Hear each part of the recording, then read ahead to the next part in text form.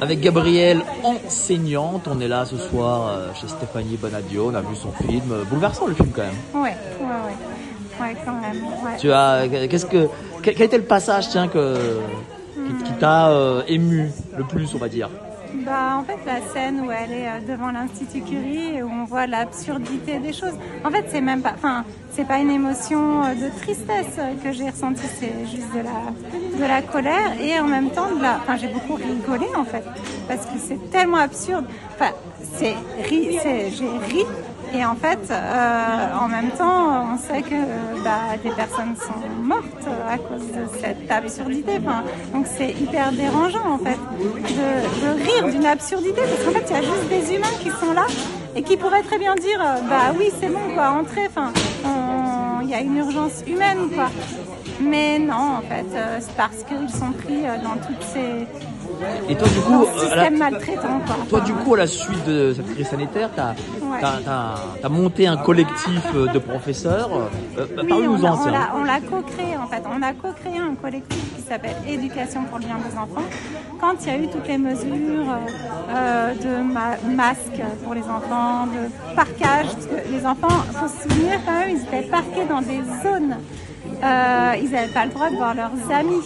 Ils mangeaient à 1,50 m les uns des autres, sans personne. On a maltraité les enfants. Comme on maltraite Stéphanie dans le film, on a maltraité aussi nos enfants et notre jeunesse. Justement, toi qui es prof, oui. Est-ce que tu as vu une différence depuis avec ces adolescents? Comment ils se sentent aujourd'hui? On le voit tous en fait. Même les collègues qui n'ont pas du tout conscience qu'ils ont participé à cette maltraitance et qui n'ont pas du tout conscience que tous ces choix politiques ont été désastreux. Au lieu de nous protéger, ça nous a éloignés les uns des autres, ça nous a éloignés de notre humanité. Même ceux-là se rendent compte que notre jeunesse est sacrifié, on peut dire. Oui, sacrifié. Là, nos lycéens, avec les réformes du bac cette année, tout le monde, tous les profs disent que c'est n'importe quoi, que les élèves ils viennent plus en cours, ils décrochent, ils ont plus la joie, ils ont plus l'envie d'apprendre, ils ont plus. Mais justement, est-ce que ces élèves viennent te voir et s'ils viennent te voir, qu'est-ce qu'ils te disent? Eux, ils vivent leur vie d'élève et puis pour eux, leur vie d'élève au présent, elle est ce qu'elle est. Ils n'ont pas vécu la vie avant et la vie maintenant. Donc eux, c'est leur. Mais le fait d'avoir porté des masques, d'avoir dit que. C'est tabou, on n'en parle pas.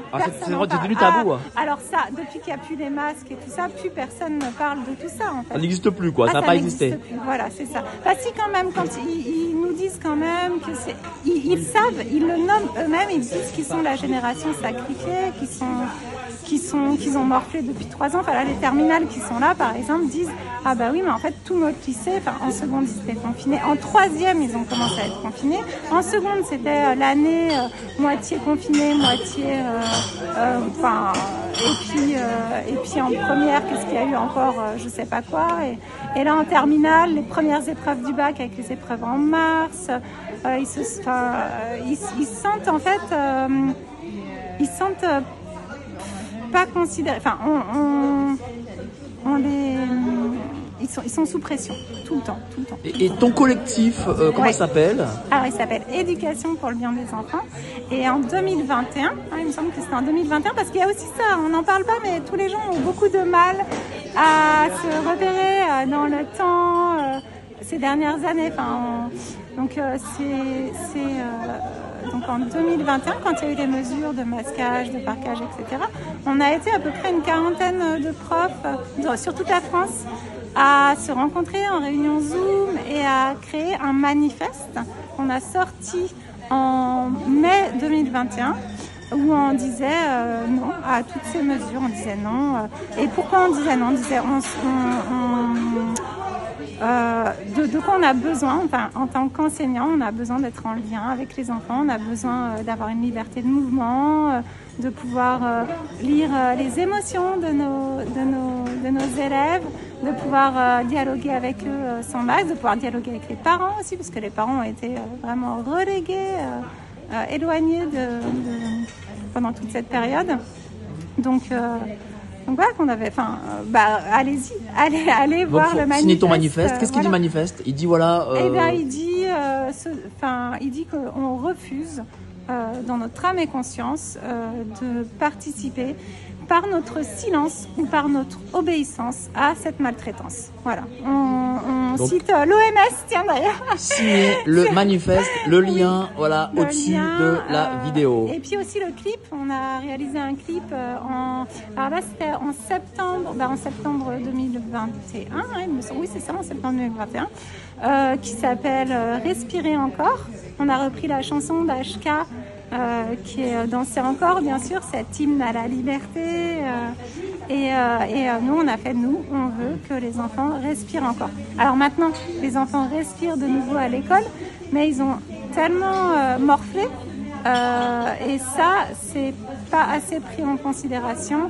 Et on continue de toute façon à être dans un système qui est maltraitant, qui est, on voit la destruction des services publics. L'hôpital et puis l'école, c'est Merci beaucoup, cher Gabrielle. Voilà, vous signez le manifeste et allez voir le clip Respirer encore.